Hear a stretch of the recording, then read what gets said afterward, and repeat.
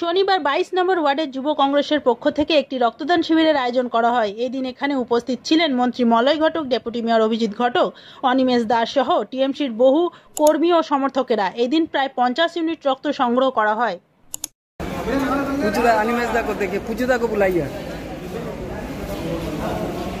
আজকে 22 নম্বর ওয়ার্ড তৃণমূল যুব কংগ্রেসের উদ্যোগে আজকে এই রক্তদান শিবির আয়োজন হলো।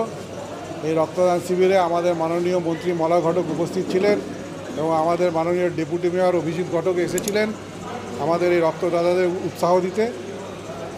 তো রক্তদান এই গরমের সময় অধিকাংশ জায়গায় যারা রক্তদান করেন তারা ক্যাম্প খুব কম হয়, সেই জন্য আজকেই ডিস্ট্রিক্ট হসপিটালের যে রোগী কল্যাণ সমিতির মিটিং ছিল সেখানে ডাক্তাররা বলছিলেন যে রক্তদানের সংখ্যা কমে গেছে, যার জন্য ব্লাডের ক্রাইসিস হচ্ছে।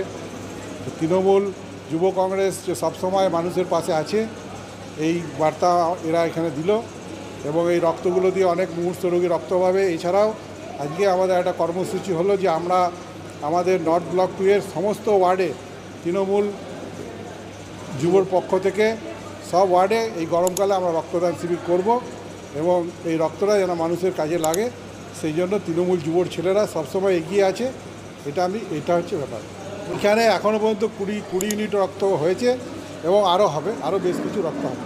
দেখুন, যেহেতু এই সময়ে রক্তের চাহিদাটা অনেক বেড়ে যায়, মানুষের যে অসুস্থতা এই সময় বেশি হয়, সেই কারণে হাসপাতালে রোগীর সংখ্যা বেড়ে যায়। তার সাথে সাথে থ্যালাসেমিয়া পেশেন্টদের নিয়মিতভাবে রক্তের যোগান দিতে হয়। এই সব কিছু নিয়ে এই সময়টাতে গরমের সময় রক্তের চাহিদাটা বাড়ার কারণেই আমাদের দলের পক্ষ থেকে নানান জায়গায় রক্তদান শিবির করা হচ্ছে। তার মধ্যে আজকে 22 নম্বর ওয়ার্ড অনিমেষ দাস বড় চেয়ারম্যান, তার নেতৃত্বে এখানে রক্তদান শিবির আয়োজন করা হয়েছে এবং আমরা দেখলাম যে যুবকরা, বিশেষ করে মহিলারা অনেক সংখ্যক তারা এখানে এসে তারা রক্তদান করছেন।